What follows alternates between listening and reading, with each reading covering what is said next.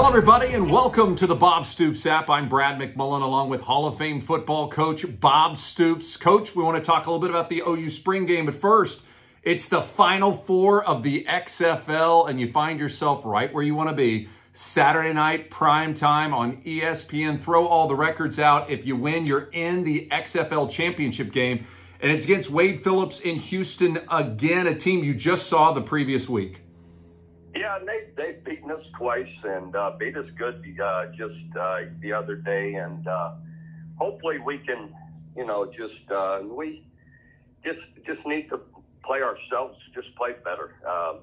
Just a lot of it, no, not taking anything away from them, but we didn't put our best foot forward the other day. And hopefully we can do that one game.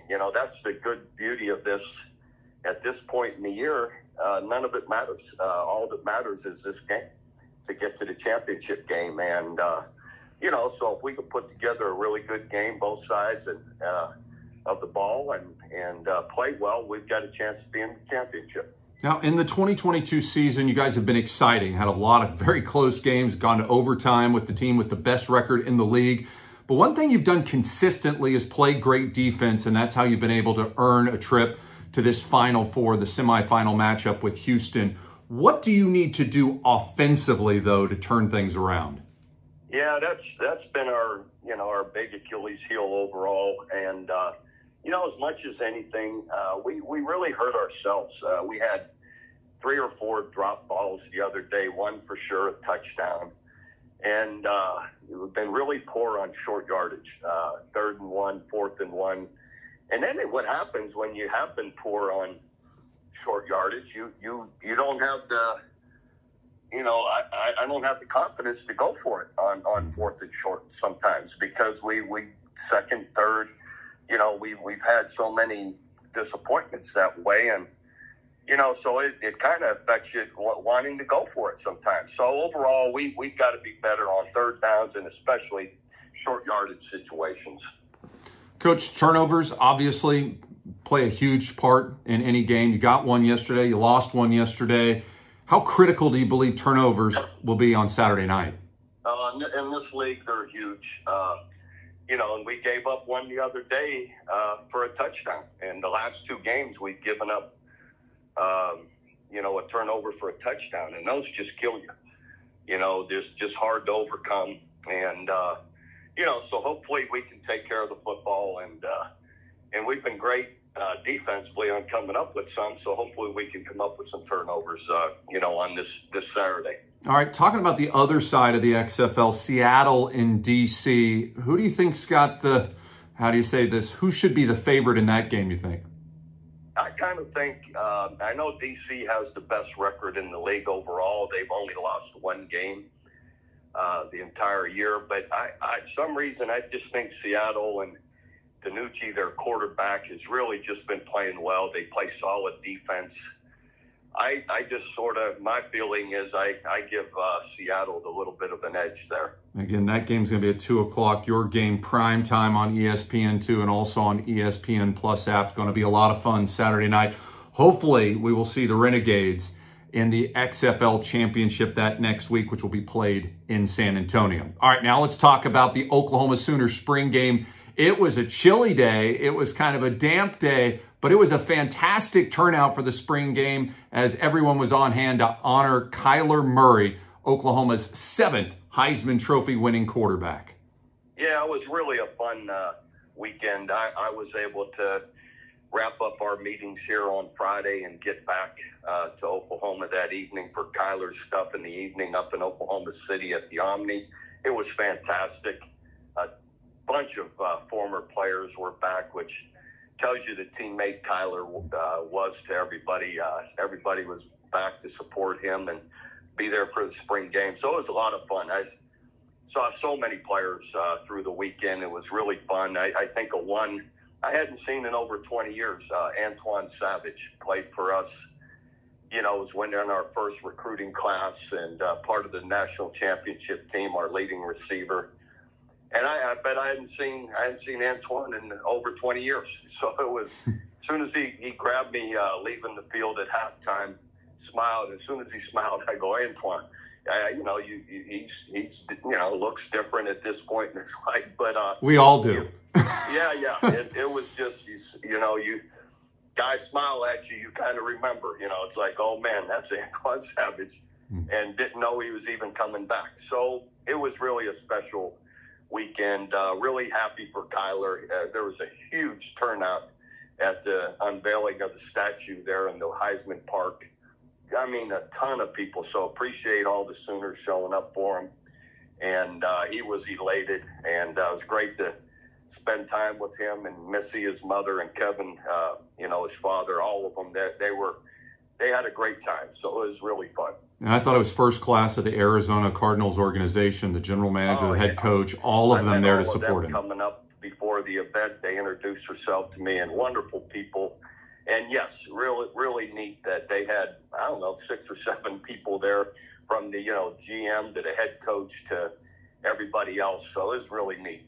Yeah, and I loved hearing Kyler. He said, my only regret is I didn't play one more year at Oklahoma.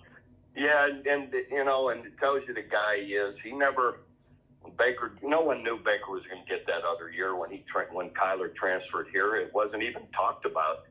And then they changed the rule and it started happening. And of course, we have to do our due diligence and do that. And we're glad to have Baker back. But, Kyler wasn't expecting that. But to his credit, never said a word to me, never complained. His parents never did. He just rolled with it and understood, hey, that's the role. That's kind of, the way the ball rolls. Just go with it. And he was a great teammate to Baker, and you could tell they're still very close friends. And that's just the way the rub of the green, as they say. And one of my favorite experiences at the spring game was just how Coach Venables brought all the players, all the former players, current players out on the field and just said, this is the Sooner family. Yeah, no, it was great. I loved it. I was up in the box by then watching it, and proud of Brent, and of course he's welcoming to all these guys. They're the lifeblood of this program. The players are, and I even got about 10 of them in. The people down on the field, the security weren't going to let Cody Ford and a bunch of the guys in. I said, you see all these big guys? I go, they're OU football. I said, these are all our guys. I said, you got to let them on the field. And they did.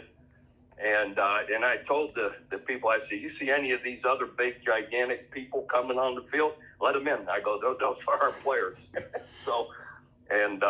Anyway, and they let them in, and it was fun to see so many guys back. All right, let's talk about the spring game in general. You got a chance to see these players in action, some of them for the first time wearing a Sooners jersey. What were your thoughts of this spring game? I thought it was great. I really believe overall defense looked stronger and better. In every phase of the game, I thought they looked good, really good. Loved, always Dylan does a great job. And then I was impressed with, like everybody, Jackson Arnold. I thought, wow, this guy, looks the part. He's handling it. He's throwing the ball great. He can run. So anyway, all around, I thought it was really positive. I liked the fact I thought they struggled to run the ball offensively, which to me is a good thing because I believe in the end we'll be able to do that. But I think it shows, our defensive progress. So we'll see. We'll see where it all goes. Yeah, I agree. I was really impressed with the way the entire defense played. I felt like they were flying around. They were very physical. And I'm not trying to say I didn't see that the last 5 years, but let's be honest. The defense looked a lot better yesterday as compared to the previous 5 spring games. Yeah, and hard to, for me to compare spring games. I don't pay that close attention to them, but I was excited about what I saw in the spring game this year. And I was, specifically looking at defense to see what they look like, and I thought they looked good.